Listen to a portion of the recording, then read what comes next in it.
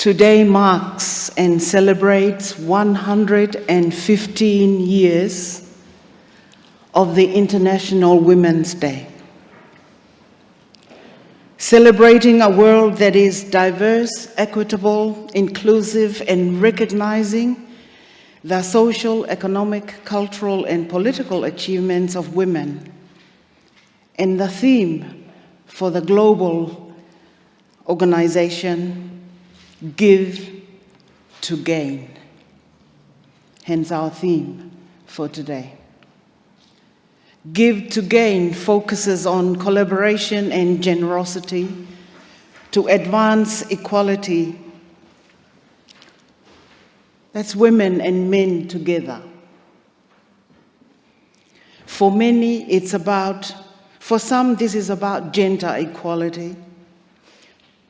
For many, it's about justice, equitability, complementarity, collaboration, and embracing the diversity of humanity.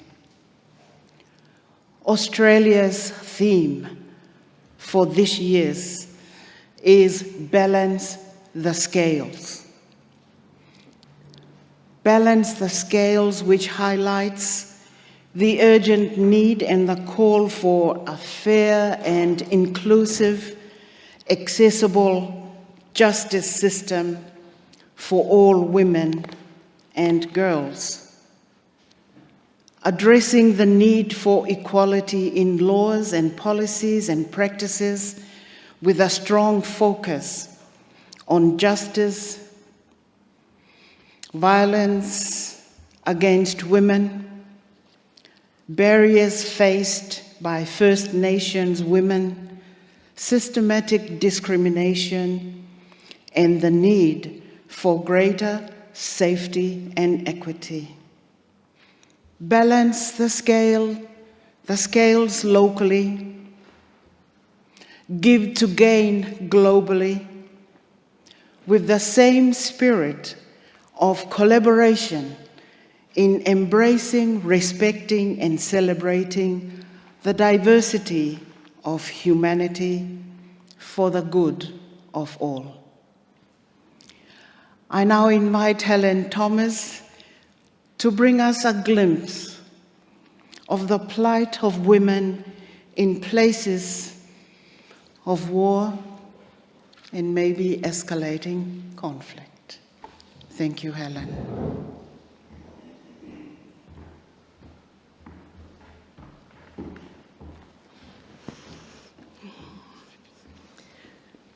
Today, our hearts turn to the women whose lives are shaped by the shadows of war. Women who wake each morning not to the sound of birdsong, but to the sound of sirens. Women who carry their children through rubble, who rebuild homes from ashes, and who somehow, in the midst of devastation, still find the courage to hope. In war-torn lands, women are not only survivors, they are the quiet architects of resilience. They plant seeds in scorched soil. They teach lessons in makeshift classrooms. They hold communities together when everything else is falling apart. Their strength is not loud, but it is unbreakable. Yet we must also acknowledge their pain, the grief of losing loved ones, the fear of an uncertain tomorrow, the weight of responsibilities no one should bear alone. These burdens are real and they are heavy. On this International Women's Day, we do more than speak of them. We lift them up. We pray for their safety, for peace to take root where violence has reigned, and for justice to replace oppression. We commit ourselves to being their allies, their advocates, and their voices in places where they cannot speak freely. Yet in many countries, girls are denied education and are relegated to a life of subservience. I recall how this affected my son when he was a serving officer in Afghanistan. He relied on and befriended young local men who translated for him in his discussions with village leaders. These young men voiced their disdain of inequality and expressed their wish that their sisters could be offered the same opportunities of education to empower their lives. Similarly, my daughter is working on the DFAT Gender Equality Program in the Pacific, which focuses on ending sexual and gender-based violence, promotes economic equality, supports women's participation in climate and humanitarian action, and champions women's leadership across the Indo-Pacific. May we give support and stand in solidarity. May our compassion cross borders, and may our love be as strong as the courage shown by so many women in conflict. To every woman living in a war-torn country and suffering considerable disadvantage, you are not forgotten. You are seen, you are loved, and we pray that peace will come to your daily lives. Thank you.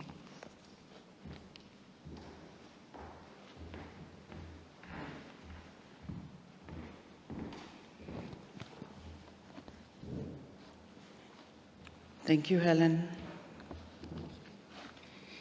It's a reality. In what ways have some of our own Christian teachings contributed to some culture of violence and discrimination against women? What changes do we need in our own theology, in our own Christian messages and practices, in order to support and enhance the collaboration and equitability and justice for all people, regardless of gender? What do we give up, or what do we give in order to gain for the better? The unnamed Samaritan woman at Jacob's well is almost totally an outsider, a woman in a man's world, a stranger to Judaism, to the practices and geography of faith, to conventional morality and the gospel. Is she so much of an outsider that she is considered socially deviant by her community? Is she ostracized by them, stigmatized for her status and behavior? The story doesn't say that. But we may be able to say, however, that in the eyes of the writer, this woman is like a nobody. She doesn't merit a name, and her gender, her religious orientation, social standing, and personal habits distance her from her community, the type that people will try to avoid and ignore wherever and whenever possible. Not in Jesus' way and life. Jesus does not turn away from this woman. His giving is crossing boundaries, breaking barriers and rules to gain relationships and give new life. He engages the woman in conversation, takes her seriously, and spends several days in her community because they matter. The story reveals Jesus for who he is. He even said to the woman, I am he that you're speaking with. This is a reminder for us as church that sometimes maybe we draw the boundaries of the faith community too narrow, even for insiders to fit in, let alone perceived outsiders. Jesus welcomes outsiders, insiders alike into discipleship, witness, and service. Come as you are is Jesus' welcome. We know of Jesus. Jesus is thirsty and is at the well. We are the ones with the bucket. The Jesus that this woman encounters at the well is only a thirsty Jewish stranger who asks her for a drink. She's never seen nothing of Jesus' signs previously. She hasn't heard that he's a teacher who comes from God. The woman thinks Jesus is the petitioner and fails to understand that it is not he who needs what only she can give, water from Jacob's well, but she who needs what only he can give, the living water.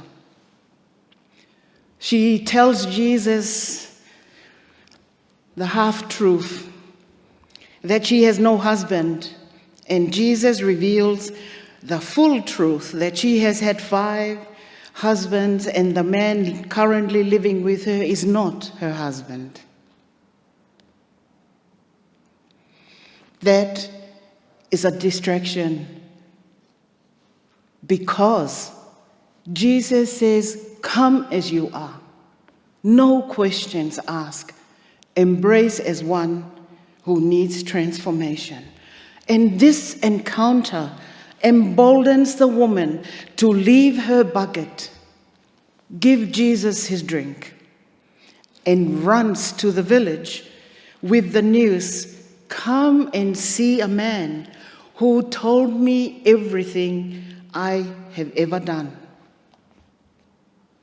4 words she never said. 4 words, and loved me anyway. Come and see a man who told me everything I have ever done and loved me anyway. Those 4 words, although unsaid, were implicit in her action and in the joy with which she runs. That is demonstrating who Jesus is. Because words, he loved her anyway, were not said but demonstrated. Those are the ones, the words that saved her life, the unsaid ones. It was different, it was new. In that moment, she sees her God, she receives her Christ, and she leaps to tell. What a story of transformation and growth in faith for the woman. She begins the story as an outsider. She becomes a witness from her status as a beginner in faith. She becomes an apostle sent by Jesus himself to testify on his behalf. She's an unnamed disciple that proclaims the Messiah. We are aware of known, named, celebrated disciples, and on this 2026 International Women's Day, we also give thanks and celebrate all unnamed, unseen, unheard, unrecognized disciples who, like the woman at the well. In this conversation with Jesus, slowly moves from unbelief to belief, from darkness to light, from blindness to sight, from ignorance to knowledge, from misunderstanding to understanding. And as we continue to journey in Lent, what do we give to gain? I invite Christine Brown to finish our reflection today.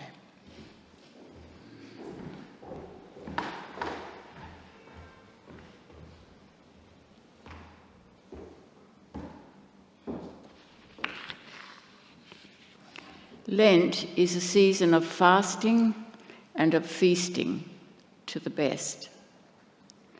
What are we fasting from? What are we feasting on?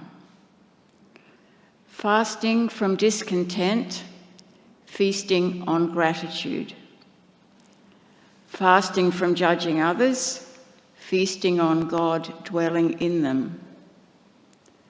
Fasting from words that pollute, feasting on speech that purifies. Fasting from negativity, feasting on positivity. Fasting from pessimism, feasting on optimism. Fasting from bitterness and feasting on forgiveness. Fasting from self-concern, feasting on compassion.